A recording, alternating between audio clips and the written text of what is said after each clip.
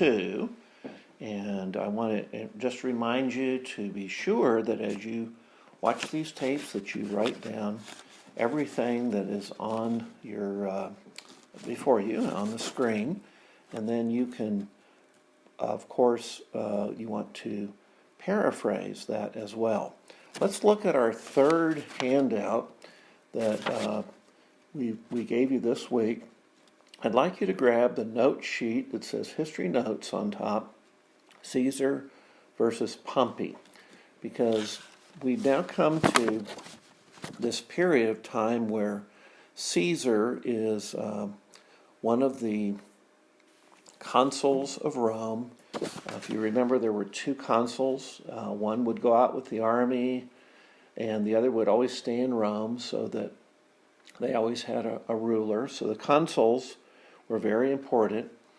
And let's go ahead and I'm going to ask you to, we're not going to copy these notes, but I'll be making a few notes as we go. And I'm going to ask you to underline certain things that I think is really, really important. Caesar versus Pompey. Pompey was famous, and as many of you know, he was a great general. He had fought against Israel, and he had actually added a lot of land over in the area of Syria. So Pompey was famous, and he would seek the support of the poor people of Rome in his political career. So I'd like you to underline the poor people. This was the group that he aimed at, because the Romans were now finding that with all the slaves and that they were bringing in, there was less work for the Roman people to do, and there was less work for the poor people to do as well. So now you've got poor people who don't have fortunes or income, and there's not so many jobs because the slaves are dealing with the job market. And so the slaves can do the jobs for free. Why hire a poor person to, you have to pay them. And so lots of people now are becoming dependent on the state. So I'm going to write down, and I'd like you to write as well, dependent on the civil government, the state government in Rome. And so this becomes a big, big problem. And now he is using this for political support.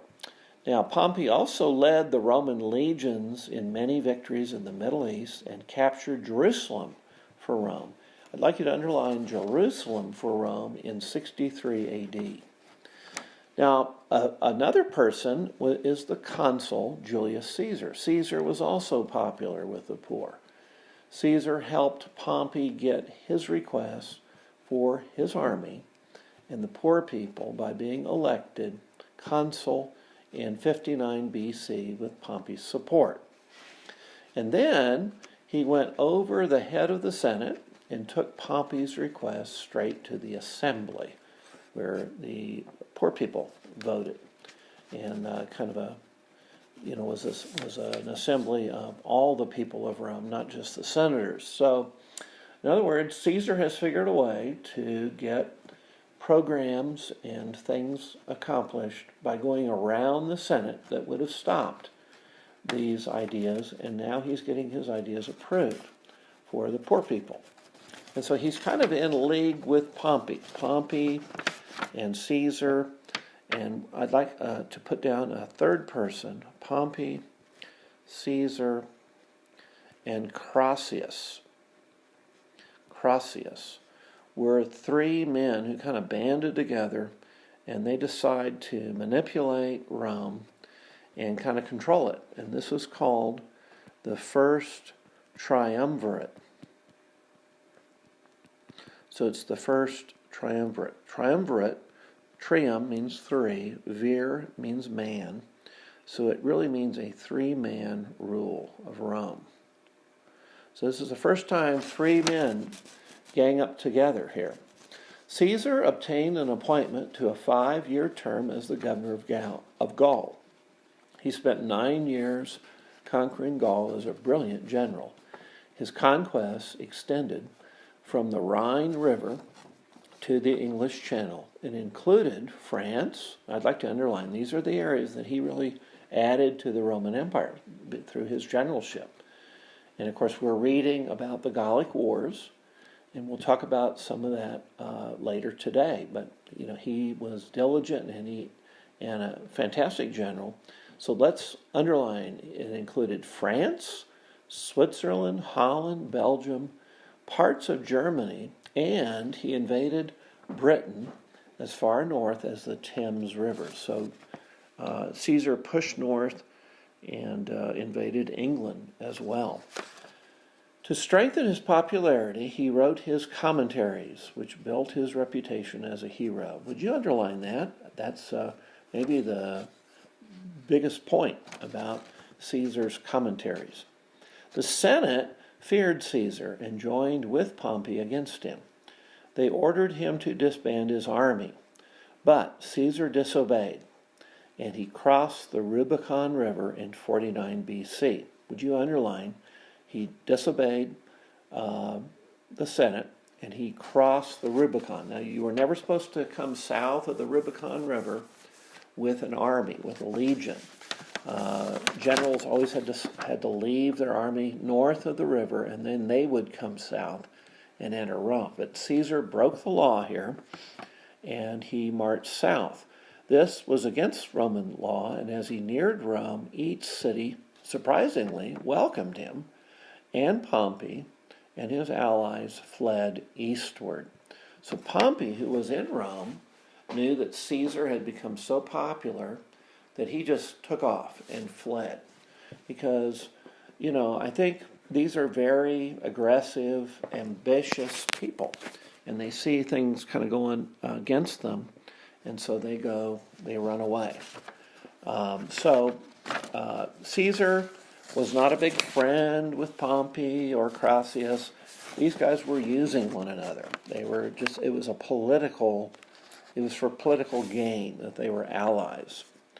Now, from 49 to 44 BC, these are the 5 years Caesar really controlled Rome, and you could say, in a sense, that he ruled the world. Now, he was not an emperor, but it was clear that he was headed in that direction because he just accomplished all these things, kind of got what he wanted done. So from these 5 years, he ruled the world, essentially. This was the end of the Roman Republic. So that's why we pick 50 BC as sort of the rounded end of the Roman Republic. What did he do? Well, he filled the Senate with men who would follow his orders and not oppose him. And so here are some of the things that he was able to do because he put men in the Senate who were his allies. Number one, he pardoned most of his old enemies. Would you underline that? Number two, he reduced the debts of the poor. So the poor people are going to love him for that, right? Reduce my debts. That's like giving a big tax break, Same kind of thing. Number three, he provided employment. And there's a misspelled word there. Sorry about that. It's not employment, it's employment on public construction projects. So he made jobs. He got people working again. Okay, this kind of sounds a little bit like Franklin Roosevelt during the Great Depression. He introduced a new calendar. Now, this is not Roosevelt, but here's this Julius Caesar. He introduces the Julian calendar, and this is the calendar that has 365 and 1/4 days in it. So it was a correction, it was a better calendar, but he modestly and very humbly names it after himself, the Julian calendar. Oh, by the way, he adds July there for Julius. That's a month. Kind of nice to name a month after yourself, That's pretty humble. Okay, and then lastly, number 5, he had grand visions for Rome with more conquered land, new roads, many new public buildings. So he's really out to change and improve and use the office that he has to provide jobs and do more public works projects, okay, public buildings. And so, another dangerous thing is that he goes out and he hunts Pompey down, defeats Pompey in 45 BC, and kills him. So Pompey is killed now. Crassus, by the way, died, and he was kind of the money behind things. Crassus had a huge fortune, so he helped finance the things that Caesar wanted to do. So Pompey is now killed. So would you underline Caesar killed Pompey? That's important. Next one, Caesar was assassinated, and you all know he was assassinated on the Ides of March. So would you underline March 15th, 44 BC? And of course, his best friend, reputedly his best friend Brutus, stabs him along with a bunch of other conspirators. Now, they want to restore the republic. They want to go back to the way it was. And this is very hard. This is very hard and particularly when all the people in Rome have become kind of dependent on the government. So they've been kind of lulled to sleep, and they don't have the character to really support a republic. You know, republic means you have to stay within your budget. You have to elect good people. And so once people are used to tyrants and tyrants making decisions and all the decisions are done for them, it's hard to return them. And so that's why we see republics lost in history, particularly the Greek republics, which we've talked about before. Why were they lost? Well, the people lacked the character and asked for more and more benefits, more and more things that were not necessarily not needed, but they just didn't. They would not delay their gratification. They wanted them now. Kind of sounds like today. I mean, in some ways, it's describing a lot of the people in America. Want things now, want the government to do it for them. You know, a healthcare system is a great example. In America, the healthcare system, even though it's the best in the world, Americans want to somehow improve it so that all people have access to this healthcare system. And so that's the battle cry, you know, one healthcare system for everybody. But as we know, when you do that, the quality goes down, and it no longer is a very efficient or vibrant healthcare system. So personally, I'm opposed to that. You can probably tell that from the way I'm presenting that. But I think one healthcare system, you kill off competition.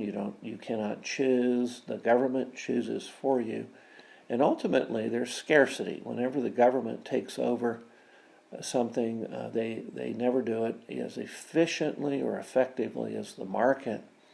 So you have to be willing to, hey, wait a minute, we're not ready for a healthcare system at this point. Let's continue with a private system, but let's just keep making improvements, make it more efficient, allow the market to cause the system to work.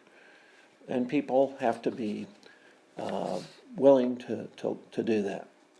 Well, I'm going to get off my soapbox now and go back to the outline. So from 44 to 31, these new guys rise up and they depose Caesar. Here they are, underlined. Antony, Octavian or Octavius, he's the nephew of Julius Caesar, and Lepidus. So if you have Antony, Octavius, and Lepidus, this is the second triumvirate. So let's put them on here. Antony, Lepidus, and Octavian or Octavius. That's the second triumvirate. Okay, three-man rule. And what happens is they defeat the conspirators who killed Caesar, Brutus, Crassus, others who were the conspirators, and now they're in charge. And then they turn on each other, and Lepidus is executed. He's just kind of killed one night. They think it was Antony that killed Lepidus, but Octavius was probably in on that too. And then Antony falls in love with Cleopatra over in Egypt. And so we have this love affair that takes place. And while he's there visiting Cleopatra, Octavian sails against Antony. And there's a big battle that takes place. And in that battle, and the battle's name, by the way, is Actium.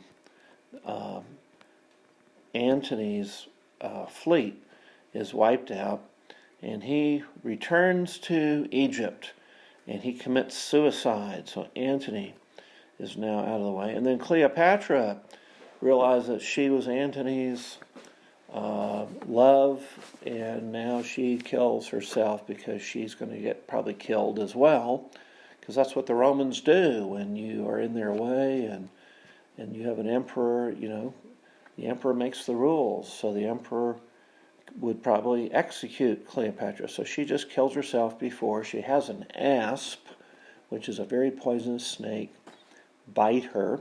And so you can kind of see that in the motion picture Cleopatra.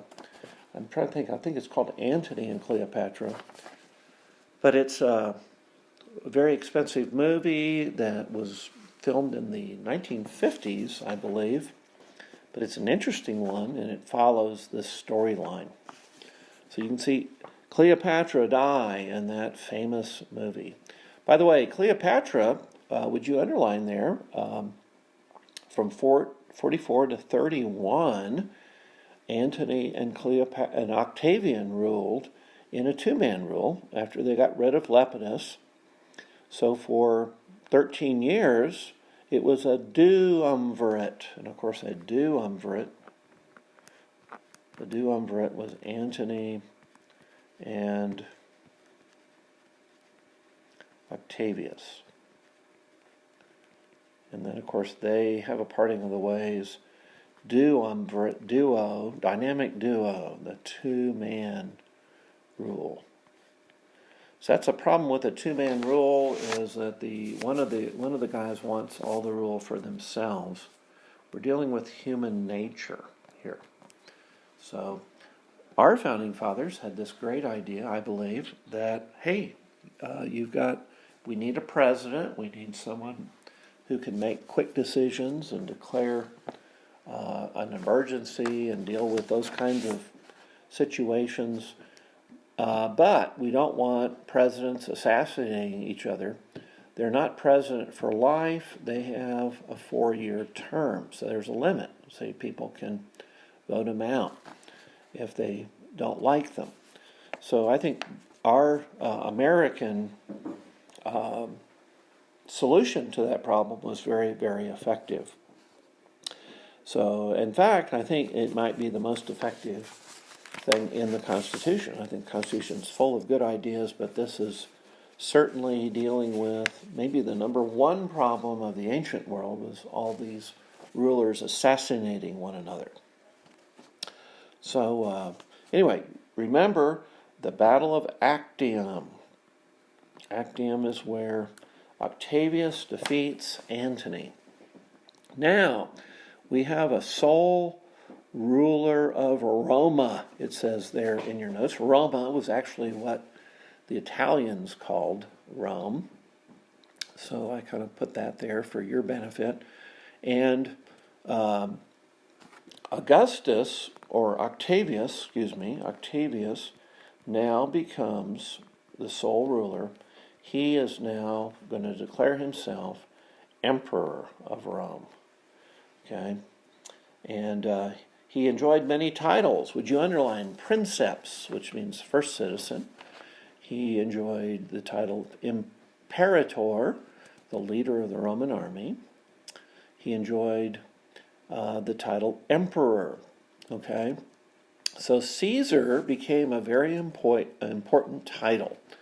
So, in fact, we even today have, from this word Caesar, we have what the Russian word is Czar. That's the Russian word that comes from Caesar. And, of course, the Czar was the ruler in Russia. And we also have Kaiser. Let me see if I can spell that correctly. Kaiser. Kaiser. And that's the German emperor. And, of course, there was Kaiser Wilhelm during World War I. And so Caesar, that term gets picked up and used again and again. Now, the last title, Augustus, means the revered. And this title was previously reserved for gods, and Caesar, Octavian, decides he wants to be known as Augustus. So he's going to call himself Augustus, and he's basically declaring that he is a god, So it'd be like if we were Greeks, and the lead god was Zeus. It would be like me declaring myself Zeus Kinzer, and that would be my title. And I would be declaring myself godlike or a god. So if I ever do that, you guys just shoot me, okay? Just make sure, try to talk me out of it first before you shoot me. But don't be misled. See, these guys really want power and glory. So one of the things that we learned from the Romans is a man left on his own, even with a lot of power, he wants more. We learned from the Romans that man is always out to increase power. And so he wants to increase his power. So our founding fathers recognized that, I think, very well, and devised a government, a republic, which would not reduce this urge, but the way the Constitution is written, it will stop a person. They can't seize power. Probably the one president who was closest to doing that was Franklin Roosevelt. And some of you know that Franklin Roosevelt, FDR, was our president during the Depression and also during World War II. And he, normally presidents stopped being president after 2 terms. They just stepped down. Washington started that. But Franklin Roosevelt decided he wanted to run for a 3rd term, and he won. So people elected him. And then he ran for a 4th term. And he won that too. And I think he would have kept going if he had not died in office. So after they finished his 4th term a few years later, during Truman's administration, the 22nd Amendment was passed, and men wisely decided to limit the president to 2 terms. After 2 terms, the president has to step down.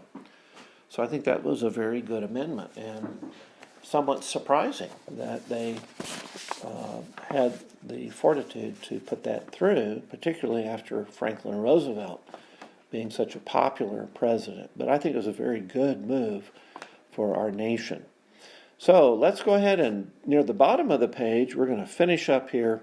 Under Caesar Augustus began this very, very famous Pax Romana, the Peace of Rome. So would you write in Peace of Rome, Pax Romana, from 30 BC to 180 AD. And it was a great time of peace and prosperity in the empire. Caesar was considered a god. There were no major wars. The Roman legions could move around and put down any, there were some small wars, but nothing really a big major war. And look at that time period. That was 210 years. So this is the time period now where there's a lot of road building. Underline that. There was a time period when the empire's northern boundary was very stable. It was set on the Danube River, and there was a professional bureaucracy. So in Rome, there were these bureaucrats that administered the empire, and a professional army. So the army was very professional. They moved about one place to the next, and it was very, very efficient. So we have this amazing time where Rome is stable, and we have the Pax Romana. Now we also have our first emperor, who is Augustus Caesar, or now known as Caesar Augustus. And so that's going to cause some effects as well, as an emperor is ruling Rome.